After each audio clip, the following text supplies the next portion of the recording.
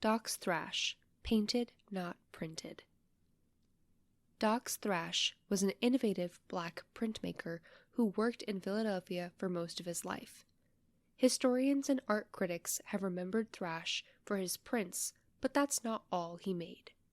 Here at Villanova, we have 5 of Thrash's works that are painted, not printed.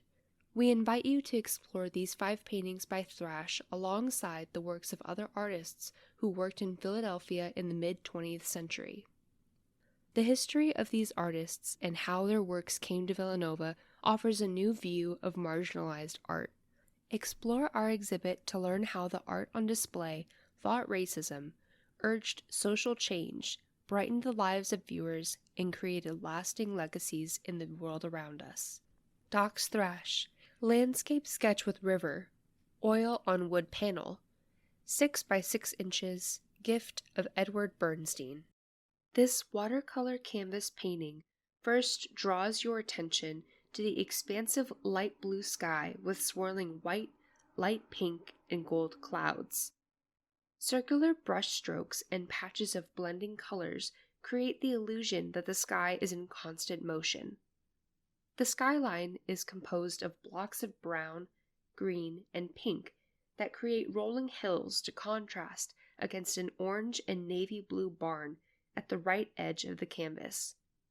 The barn is placed on the bank of a crystal blue river that cuts diagonally across the painting, with 1 red and 1 green boat gently floating across.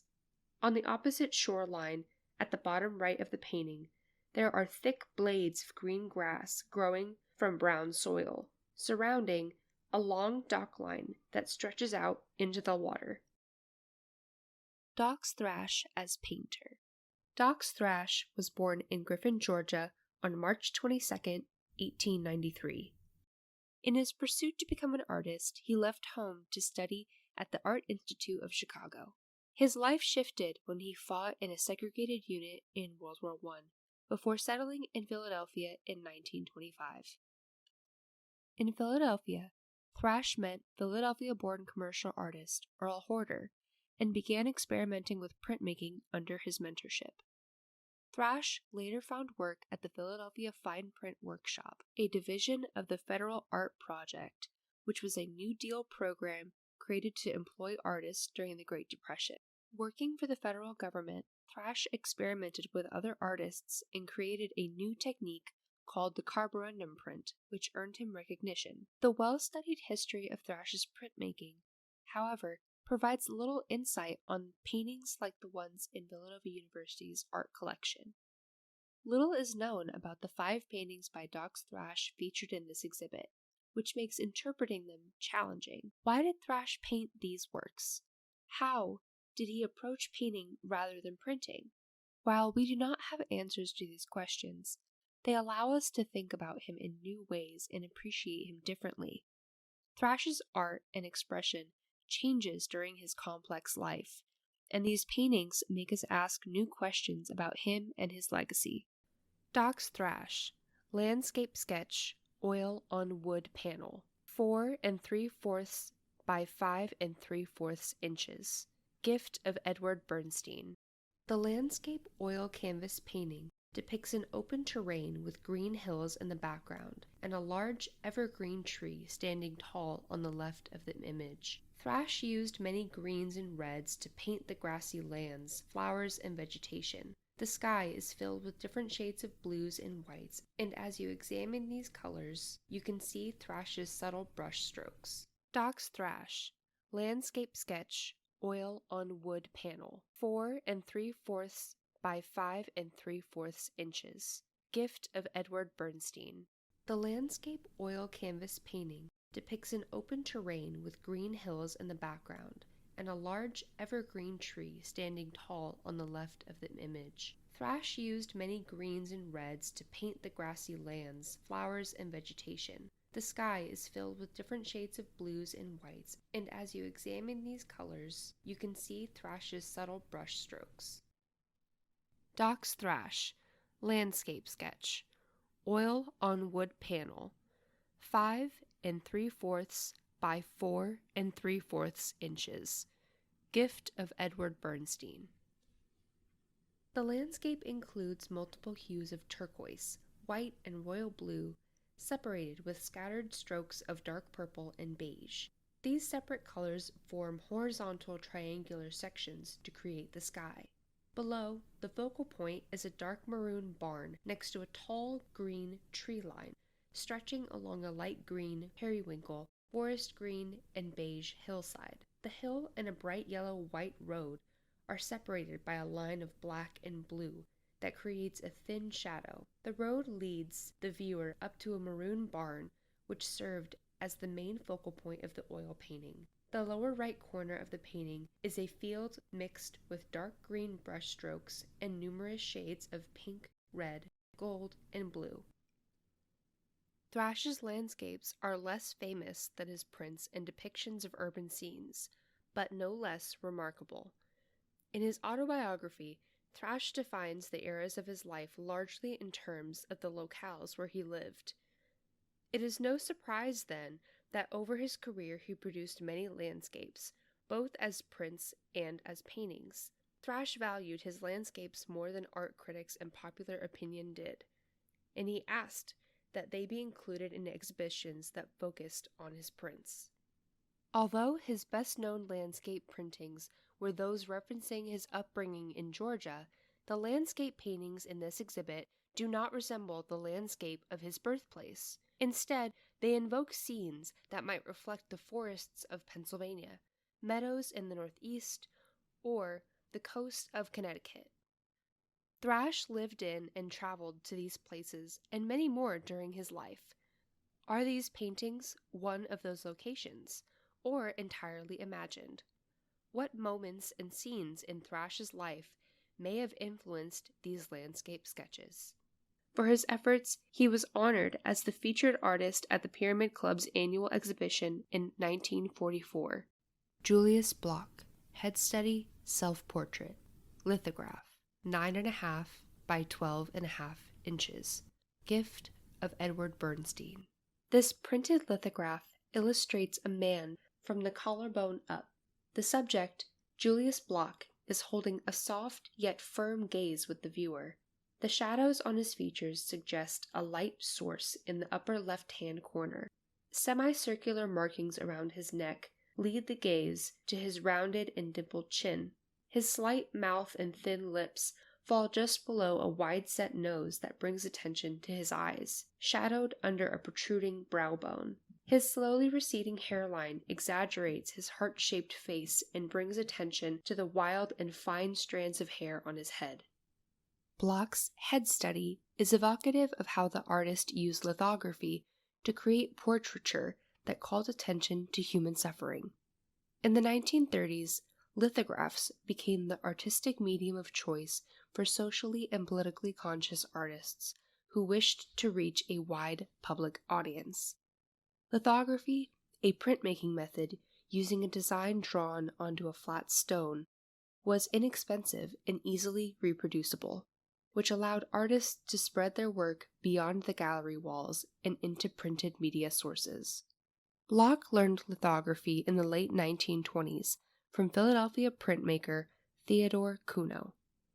Soon after, Block began using lithographs to make bold political statements on the violence, warfare, and racial injustices unfolding during his lifetime. Head Study is a self-portrait. However, it broadly resembles Block's portrait Refugee, which he created in 1939 following Hitler's invasion of Poland. The haunting eyes of the gaunt, frowning man encouraged viewers to sympathize with victims of fascism abroad, much as Prisoner asked viewers to confront the effects of racial terror in the United States. John W. Mosley. Humbert Howard and Docs Thrash at a Pyramid Club art exhibition. 1940s photograph. Reproduced with the permission of John W. Mosley Photograph Collection. Charles L. Blockson Afro-American Collection. Temple University Libraries, Philadelphia, PA. The Pyramid Club served primarily to celebrate Black artists and thinkers, but It included white artists, provided they were registered with the NAACP and focused on depicting Black subjects in their work. Artist director of the Pyramid Club, Philadelphia-born Humbert L. Howard, far right, faced scrutiny over allowing white artists to exhibit at the club for fear they would distract from the presentation of Black artists. A patron for the marginalized. Dogs Thrash and other underappreciated artists provided mutual support to one another in places such as the Pyramid Club. However, they also received support from a unique patron, Benjamin D. Bernstein, who recognized their talents and bought their works at a time when few others did.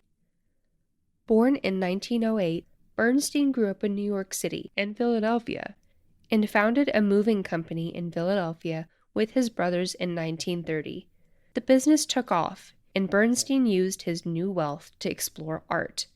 Though he had little formal education, Bernstein developed a deep appreciation for art and design, collecting printings by struggling and emerging artists in Philadelphia. As Paul Keen put it, quote, "Ben believed every artist had a right to a show, to be in a collection." Over the course of the 20th century, Bernstein supported the Philadelphia artist community and amassed a large art collection. Towards the end of his life, he helped local universities establish art collections by gifting artworks to them. Villanova University received over 800 pieces of art from Bernstein's collection in 1996, and with this gift was able to create a formal university art collection. Through these gifts, Bernstein affirmed the value of marginalized artists for education. Still, his donation included few works of art by Philadelphia women. Today, the University Art Gallery is committed to making the collection more representative of our diverse society by adding and showing works by women, people of color, and LGBTQ+ artists.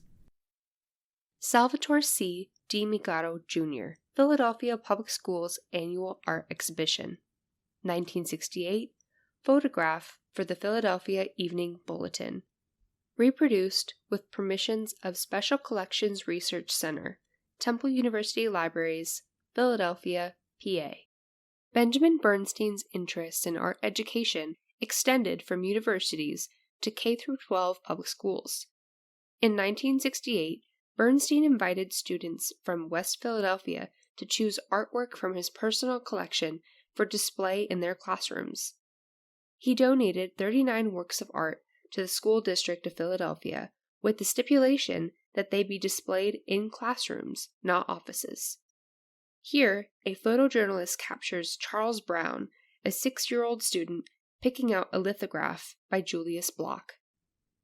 Paul Keen, Still Life, Oil on Canvas, 36 by 46 inches. Gift of Edward Bernstein. Keen's Still Life is an abstract painting composed of creams, reds, oranges, and greens in glass-like fragments. The painting appears busy, with many lines and forms separating the painting as if it is seen through a crinkled lens. A pitcher, vase with a leafy plant, 3 peaches, and a basket of fruit can be made out, though they are hidden within many forms, creating a kind of hide-and-seek mission for the viewer. Bernstein bought many paintings from Black artists, especially students at the Pennsylvania Academy of the Fine Arts, such as Paul Keen. Bernstein first met Keen when the young artist was a student at the Philadelphia Central High School in the 1930s. In a 1990 interview, Keen reflected on the early friendship and support that Bernstein provided in the form of chats over coffee and early purchases of artwork. Quote, "Ben was the only customer I had for years." End quote. Keen remembered, quote, "He would buy 10, 15 paintings at a time." End quote. Bernstein's support through lean years provided Keen with a launching pad for later success, including residencies in France and Haiti that inspired the colors, abstraction, and movement visible in Still Life. Joe McCarvey, Portrait of Ben Bernstein, Oil on Paper, 24 by 21 inches. Gift of Edward Bernstein. Joe McCarvey painted Benjamin Bernstein from the shoulders up, wearing a beige suit, white shirt, and brown tie with a slight smirk on his face. He has brown eyes, a long nose, bushy eyebrows, and balding gray and white hair. Through this detailed image, McCarvey portrays him as an older gentleman, a patron, and a father-like figure. Julius Block. Art exhibition. Watercolor and ink on paper. 10 by 8 inches. Gift of Edward Bernstein. Block's art exhibition details an older woman intently viewing an art exhibition. The art appears abstract, with faded blue, light green, brown, and yellow circles, squares, and cylinders stacked on tables. The woman, dressed in a large tan overcoat and a black hat, pulls her glasses down over her nose to better view the exhibit. This painting exemplifies how Bernstein displayed a noted interest not only in underappreciated artists, but also in their less popular works or genres. Notice how this artwork differs from the others made by Julius Block. The soft colors, curving lines, and whimsical subject of an elderly woman studying sculpture mark a stark departure from the composition and weighty subjects of many of Block's works. Black artists break through. Bernstein's collection gives us a view of other Black artists who worked in Philadelphia at the same time as Doc Thrash. They faced the same pervasive racism and discrimination that Thrash did, but like him, they were determined to create art and pursue their passions. They had different careers, and their works were diverse in subject matter and medium.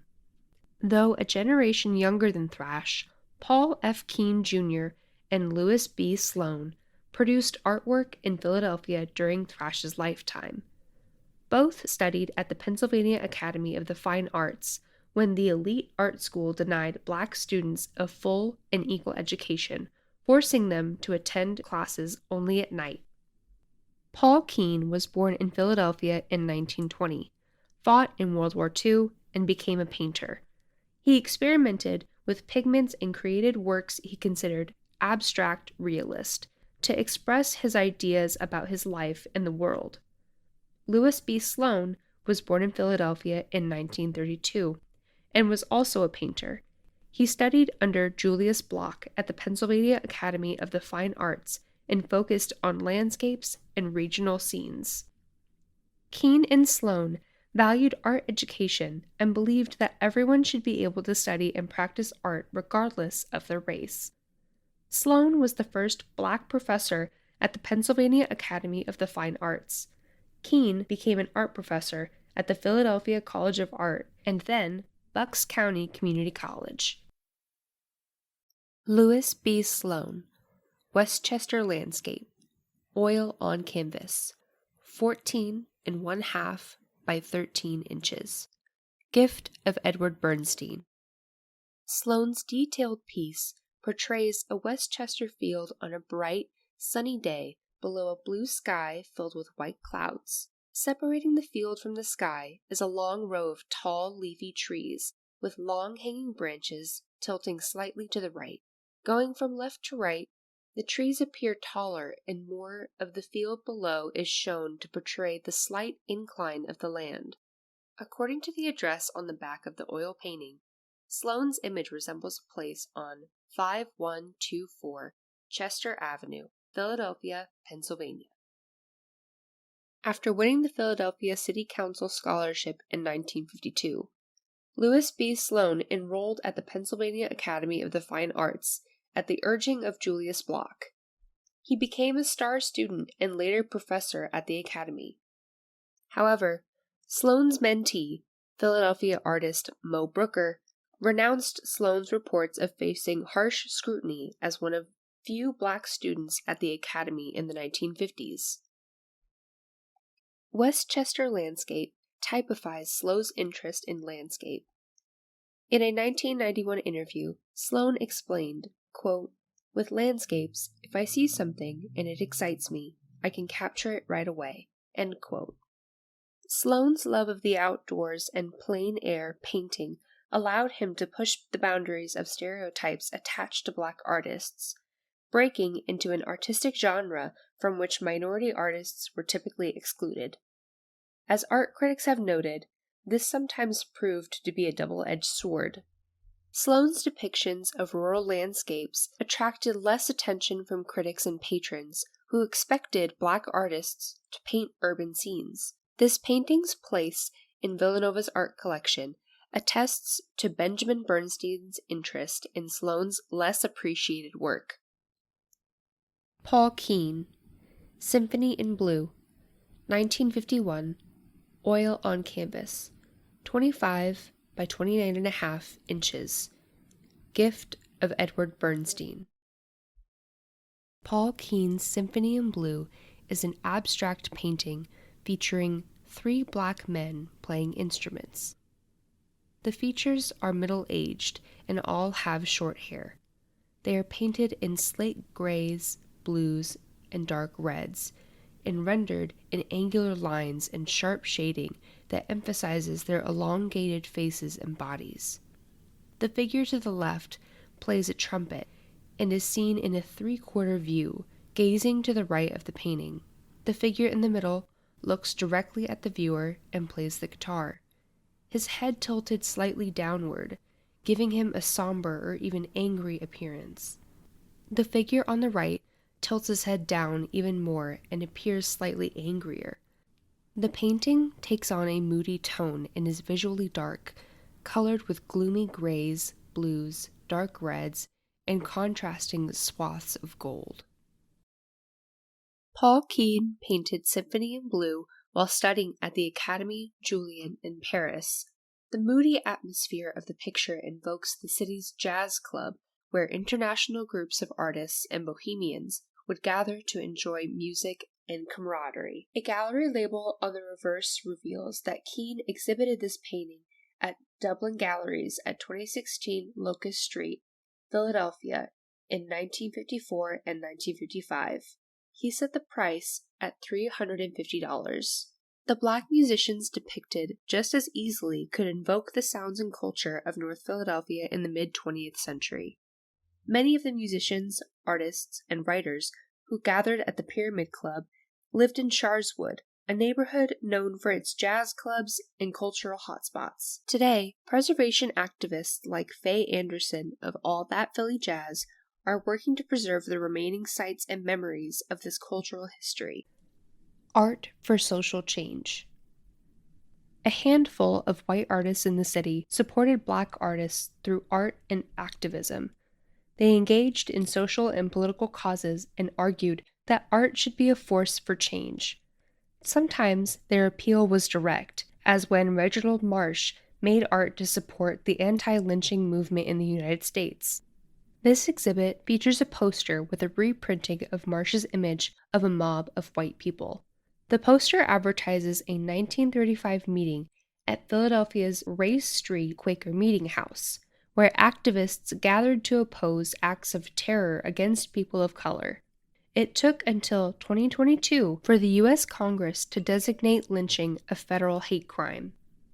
Many white artists who fought racial discrimination during Doc Thrash's life had emigrated to the United States because of violence and discrimination in their home countries.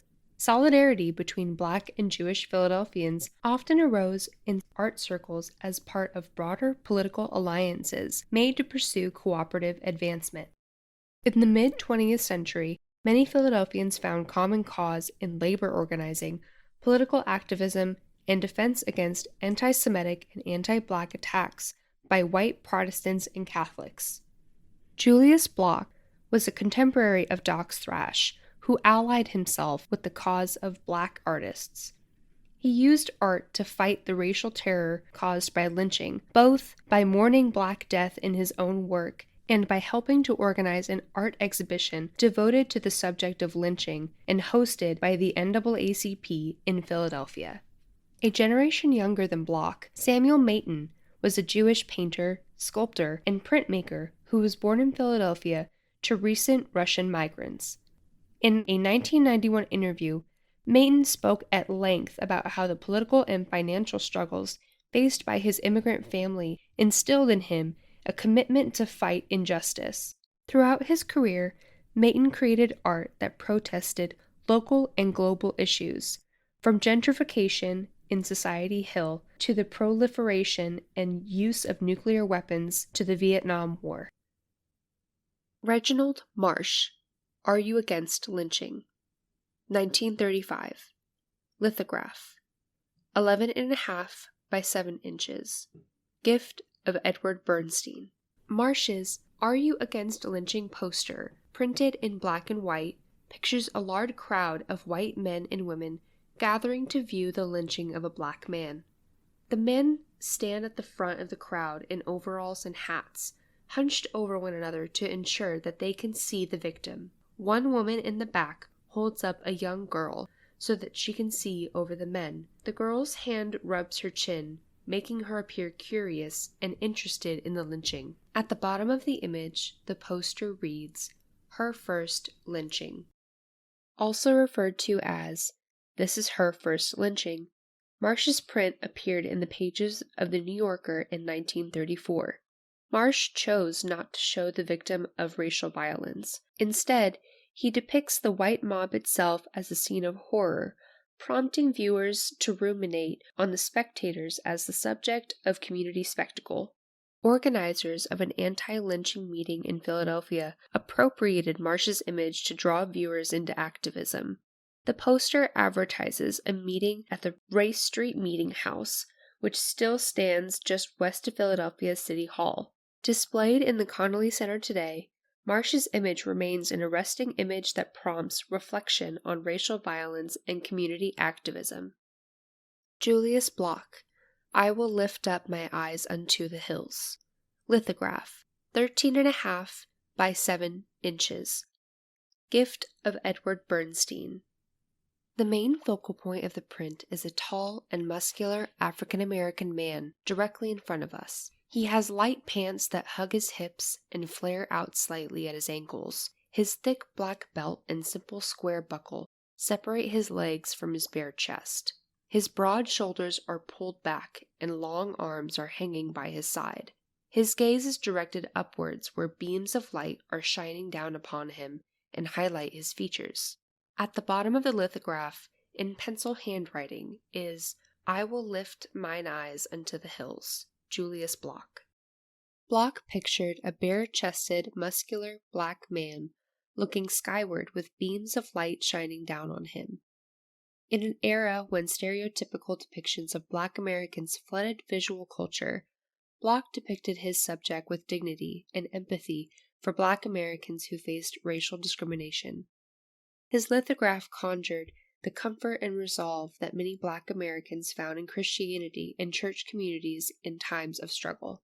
Block drew inspiration to create this print from the biblical Psalm 121, a song of ascents. The King James Version reads, I will lift mine eyes unto the hills, from whence cometh my help. My help cometh from the Lord, which made heaven and earth. He will not suffer thy foot to be moved. He that keepeth thee will not slumber. Behold, he that keepeth Israel shall neither slumber nor sleep. The Lord is thy keeper. The Lord is thy shade upon thy right hand. The sun shall not smite thee by day, nor the moon by night. The Lord shall preserve thee from all evil. He shall preserve thy soul. The Lord shall preserve thy going out and thy coming in from this time forth, and even forevermore. Samuel Maton, Laird Army God, anti-war poster. Lithograph. Gift of Edward Bernstein. Samuel Maton's Laird Army God is composed of inky dark brown abstract forms on cream-colored paper. 3 vaguely human forms can be seen, with one large dark form in the center, one light one to its left, and a smaller light form in the lower right section of the poster. The figure on the bottom is the most clear, with an abstract face. Another very small female figure can be seen to its left at the bottom of the image. In the upper left of the image, Laird and God are written in scratchy writing, with Army written to the right. These appear over either shoulder of the largest figures. The left of the poster features crowded, pointed, cursive lettering that says, "With regard to character guidance programs within the military departments, I want to state that there will be no prohibition against the use of God, Supreme Being, Creator of Faith." Credited to Maylene Laird, 4 April 1969. God is written in all capitals, and Supreme Being, Creator, is capitalized. 4 small beetle-like figures are on the very bottom left of the poster, and Samuel Mayton's name is written in pencil on the bottom of the painting over one of the female forms. A message is written underneath. "For Ed Bernstein, my friend. Signed, Sam. 4 September 70. Samuel Mayton used his art as a tool for political activism. He often created poster art because he saw it as a non-elitist, effective way to share ideas with many people. In the 1970s, Mayton joined a group of artists and poets who protested the Vietnam War. He contributed several posters advocating peace. This anti-war poster features a quote from Secretary of Defense Melvin R. Laird.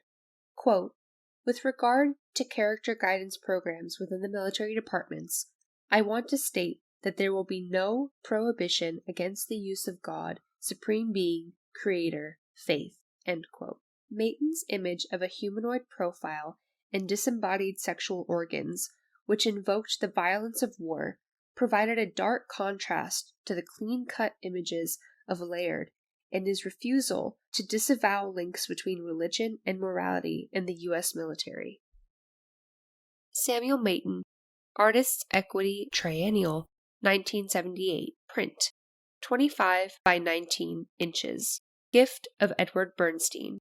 The abstract poster advertises the Artists' Equity Triennial Exhibition in white pointed cursive lettering on a large red ribbon. April 28th to May 28th, 1978 is written in blue lettering under the ribbon. Museum of the Philadelphia Civic Center is written in black lettering underneath the date. Sunday demonstrations, gallery talks, panels is written in green lettering that sits on top of a large, wavy, blue ribbon-like block. Abstract, cut-out-like shapes in black, green, blue, and red contrast the poster's white background. Sam Mayton's name is written in smaller red lettering on the upper right.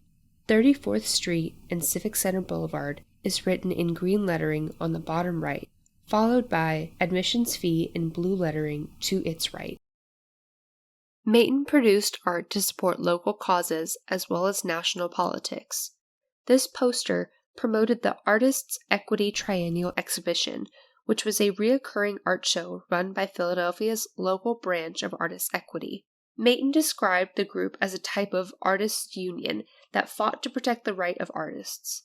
He was an active member in the 1970s and even testified on their behalf in a court case that wanted to win printmakers stronger protections from fraudulent fabrications. Mayton often made colorful abstract prints similar to this one to support other causes. Sometimes he donated artwork to charities or made them to decorate public gathering places such as children's hospitals and the Philadelphia Jewish Community Center. Mayton also took direct action to support local communities facing hardship. When urban developers sought to preserve the historic architecture of Philadelphia's Society Hill neighborhood in a project of urban renewal, Mayton protested the displacement of Black and Eastern European migrant families that this project of gentrification caused. In January of 2020, Mayton's daughter, Annie Mayton, displayed his art in their family home on Pine Street in Society Hill to remember his dedication to the people of Philadelphia. Philadelphia Legacies. Doc Thrash and his contemporaries made Philadelphia theirs. Many came from other places and formed communities of their own around the city. When no space met their needs, they created it themselves. The artwork in this exhibit points us to many of these places today. Look closely at the back of Bouquet, and you will see a stamp marking Doc Thrash's last home at 1220 North Broad Street, apartment 1410 in Philadelphia. The building still stands, much as it looked when Thrash lived there from 1959 until his death in 1965. So too does the South Street storefront that formerly housed the Painted Bride Gallery, where Thrash's standing horse hung in the 1970s after Thrash's death. The Painted Bride continues its mission to exhibit underrepresented artists in a new location in the Old City neighborhood of Philadelphia. Other artworks point us to buildings that have been demolished. Samuel Mayton's Artist Equity Triennial names the Philadelphia Civic Center that was demolished in 2005. The address of Julius Bloch's residence, visible on the envelope on which he sketched a portrait of a black child, is now a Center City office building. Docs Thrash's North Philadelphia studios on Columbia Avenue and Ridge Avenue have also been demolished. Thanks to the preservation advocacy of the Docs Thrash House project, however, Thrash's former home at 2340 Columbia Avenue, now Cecil B. Moore Avenue, in the Sharswood neighborhood of North Philadelphia, has not met the same fate. The group's advocacy, crowdfunding efforts, and partnership with private developers has helped to secure the property and win grant money to start renovations. Current plans aim to turn the house into affordable apartments and commercial space to preserve the structure and educate the public about Thrash. Peter Woodall, Street View of Former Home and Studio of Docs Thrash, 2021, photograph.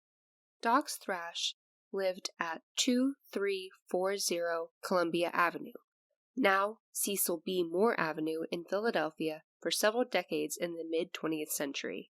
As the surrounding neighborhood of Sharswood suffered from disinvestment and depopulation, the house fell into vacancy, disrepair, and uncertain legal ownership.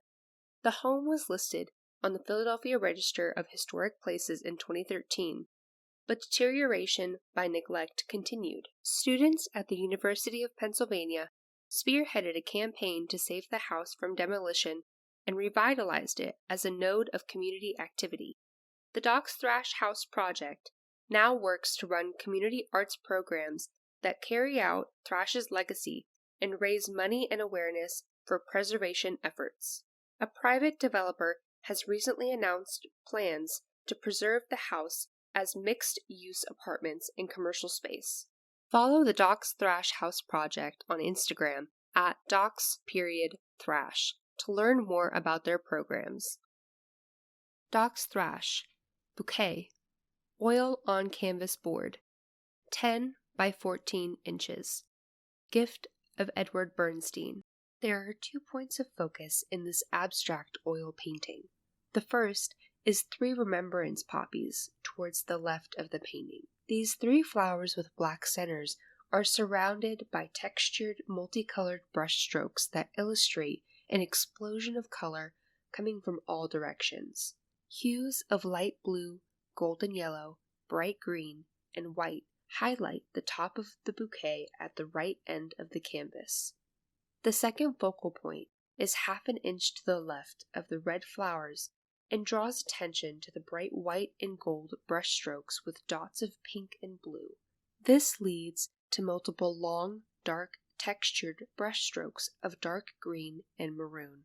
Reproduction of reverse of bouquet.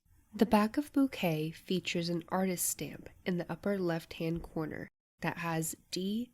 Thrash with his address at the time directly underneath, 1220 North Broad Street, apartment 410. In the upper right-hand corner, there is a handwritten price tag of $450 with a thick line underneath it. The center of the canvas has a company logo with the words Friedrich Artist Canvas Panels, used by America's leading artists since 1868, with a thick border surrounding it. Directly underneath is the manufacturer, E.H.&A.C. Friedrichs Co., New York 12, New York, along with the artist's name, Docs Thrash, title of the artwork, bouquet, and the date, not recorded, on succeeding lines. Bouquet is an arresting swirl of color and texture. Thrash's bold brush strokes animate bright yellows, neutral browns, dark blues, and green stripes as they arc towards the edges of the painting. The back of the canvas board, however, is just as interesting. It reveals that Thrash himself named the painting Bouquet and signed his name with an equally bold hand. Thrash may have painted Bouquet between 1959 and 1965, when he lived at the home address stamped in the upper left-hand corner. At one point, someone priced the canvas at $450.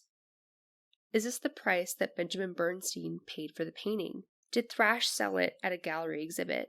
The back of this painting shows how close looking can raise as many questions as it answers. Doc's Thrash, Standing Horse, watercolor on paper, 7 1/2 by 8 3/4 inches, gift of Edward Bernstein. The blue, red, and purple painted horse stands tall among a dark, cloudy background. The horse is shown trotting with his head held high and a long flowing mane along a path lined with vegetation. The body of the horse is light purple with shades of green and blue, and its mane is painted red. The color difference between the horse and the background allows the horse to stand out and shine as the center of the image. A label on the back of Standing Horse suggests it was exhibited after Thrash's death at the Painted Bride Gallery when it stood at 527 South Street between 1969 and 1981.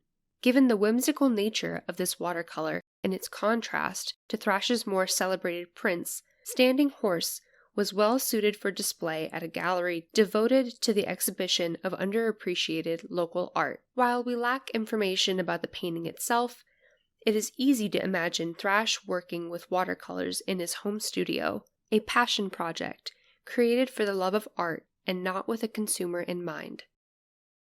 Victoria Duran, Student Curator, Art in Place, 2021 slideshow.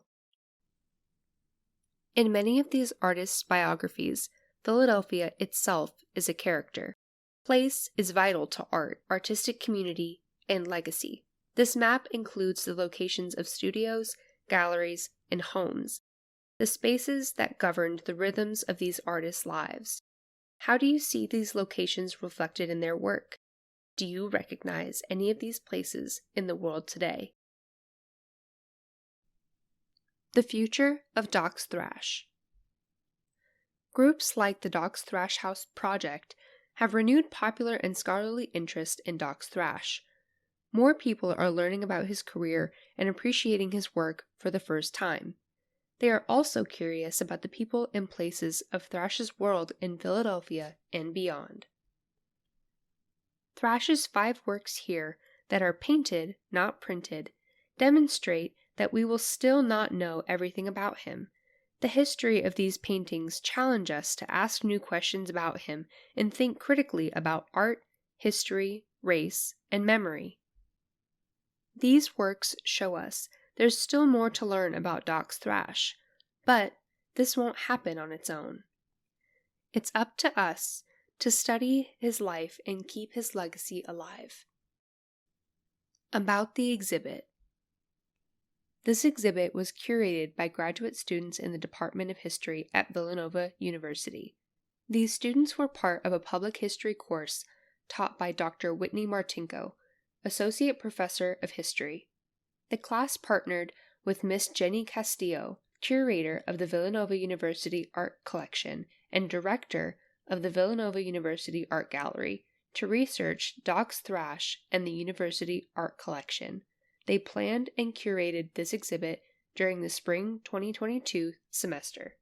Student curators Alessandra Albertini, Hannah Bourne, Caitlin Connell, Victoria Duran, Ana Martha Enojosa, Isabella Kolick, Lena Lenetti, Sophia Lockwood, Colin McCrossan, Elizabeth Miner, Gabriel Morbeck, and Sarah Snyder.